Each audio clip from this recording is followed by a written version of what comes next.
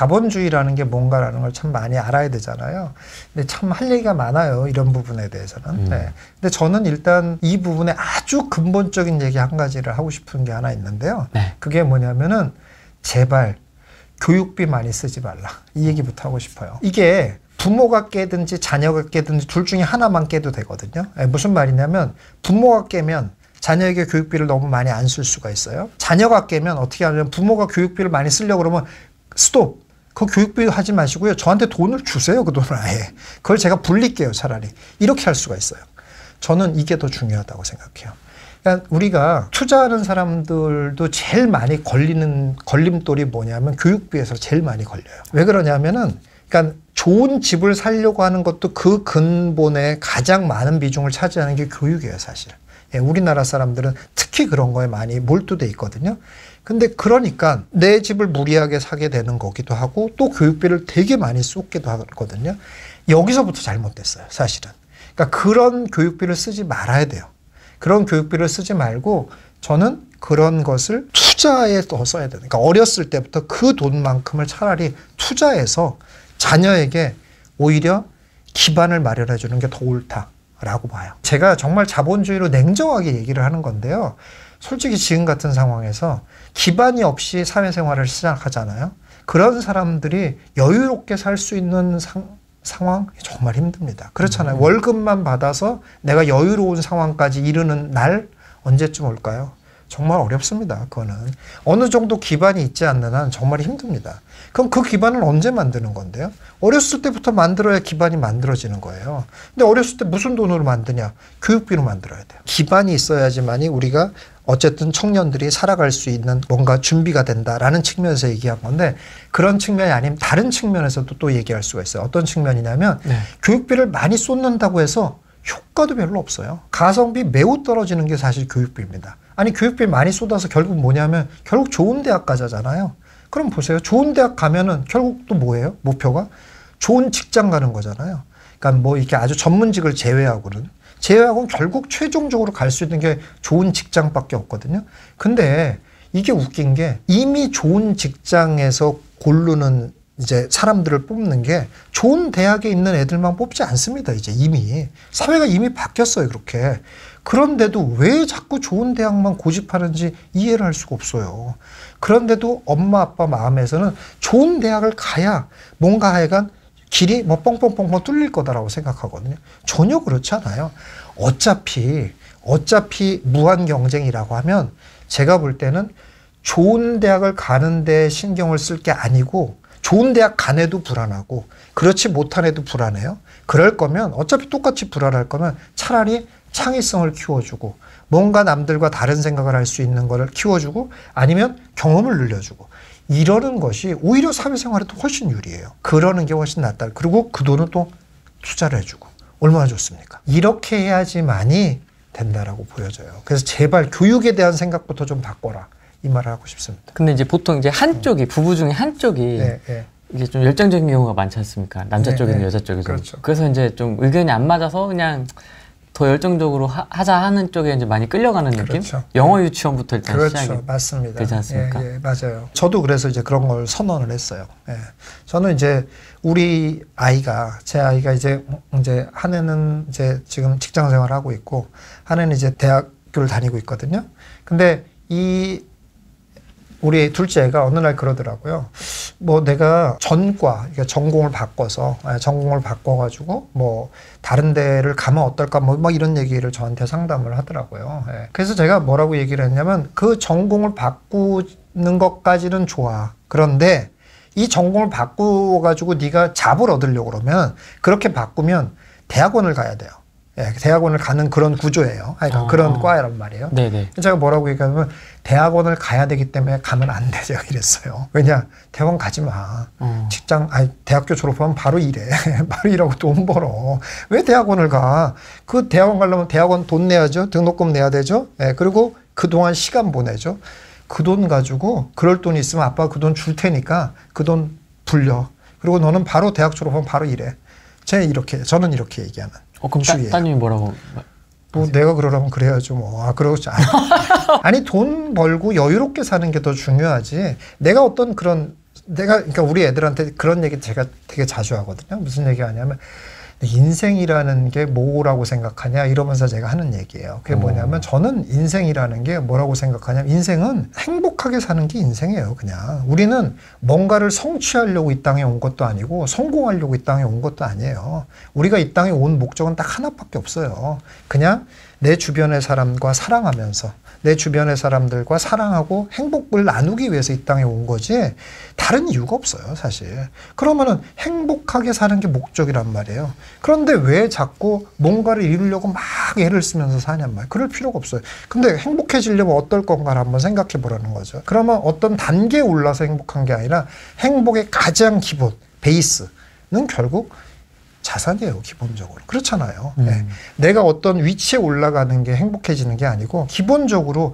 그러니까 돈이 너무 많으면 행복해지는 건 아니라고 확실히 저도 알아요. 그러니까 절대 부자가 되라고 권하지 않아요. 근데 최소한의 것, 가난하면서 행복하기는 어렵거든요. 그런 건 불가능하잖아요. 그러니까 행복에 이룰 수 있는 기본 베이스는 일단 기본적으로 돈이라는 거 우리가 인정을 할 수가 없단 말이에요. 그럼 그 베이스는 빨리 만들수록 좋잖아요. 예. 그러니까 그 베이스 빨리 만들라는 얘기예요. 그 베이스 빨리 만들고 저는 좋은 인생이라고 보는 게 뭐냐면 그러면서 여유롭고 그러니까 시간과 돈에서 여유로운 거. 예. 이게 제일 행복한 인생이라고 봐요. 그래서. 그렇잖아요. 그러니까 그런 게 좋은 거지. 그럴 수 있는 환경을 만드는 게 좋은 거지. 네가 뭘 자꾸 뭘 올라가고 높아지려고 이런 거 하지 말아라. 제가 이렇게 얘기를 하거든요. 네. 그럼 뭐 우리 애도 그런 걸 수긍하는 거죠. 아버지가 김사부면 그 자체로 행복하지 않을까요? 근데 이제 뭐 그건 아빠라는 한계가 있기 때문에요. 네. 어쩔 수가 없습니다. 우리 애들은 뭐 전혀 관심을 안 갖고 있기 때문에. 부동산에?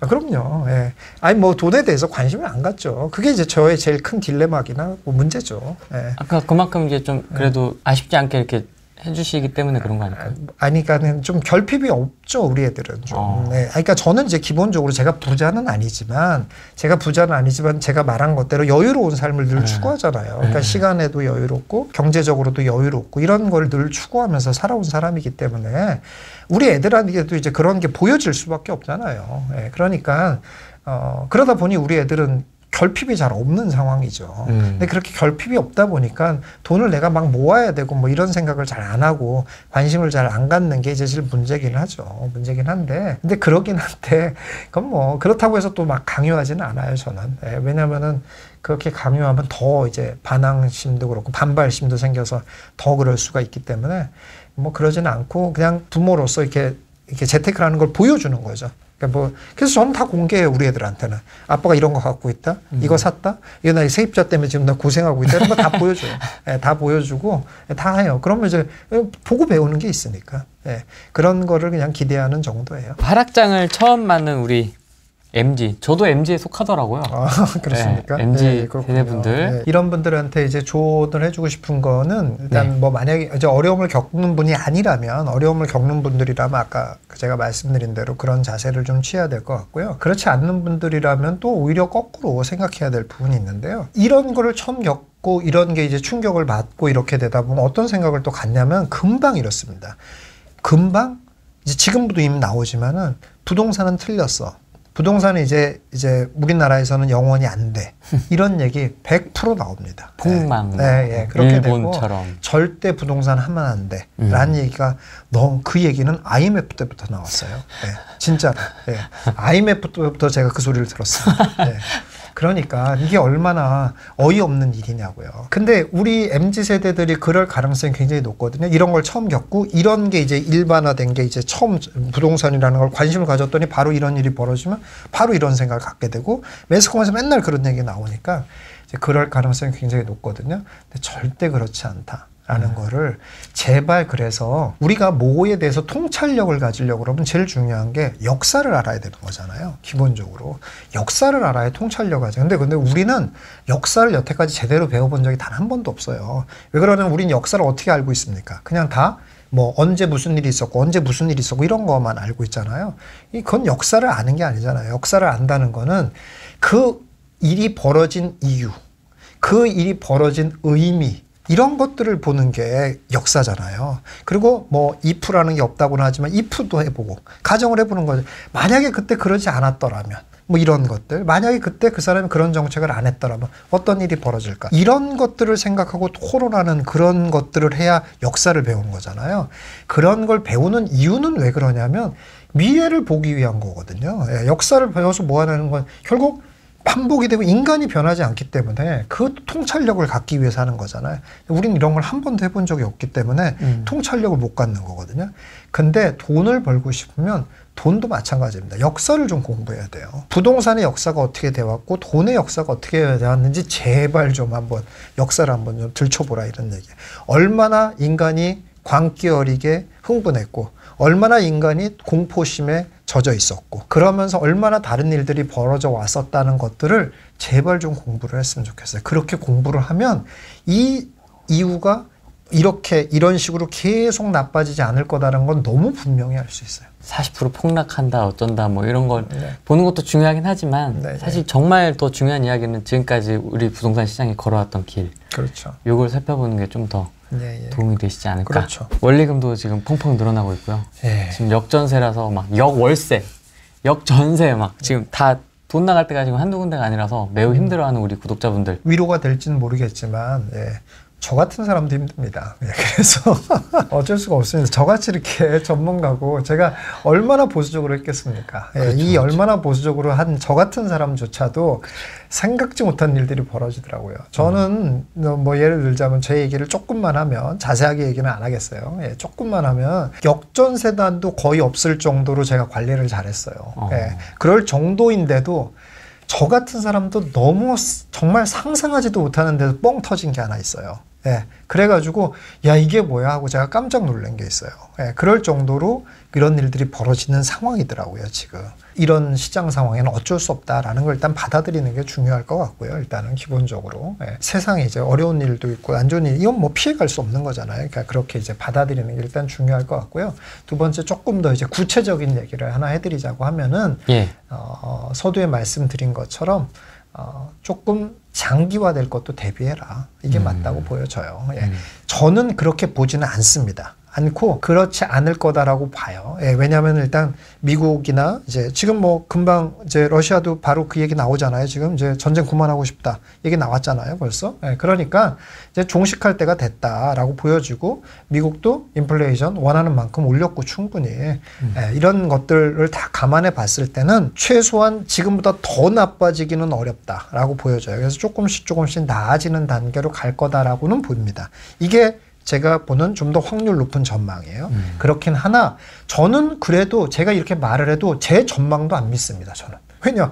틀릴 수 있는 건데요. 당연히. 그러니까 장기화될 것도 대비하는 게 맞다라는 거예요. 그렇다면 어떤 걸 해야 되겠습니까? 그러면 현금화법밖에 없어요.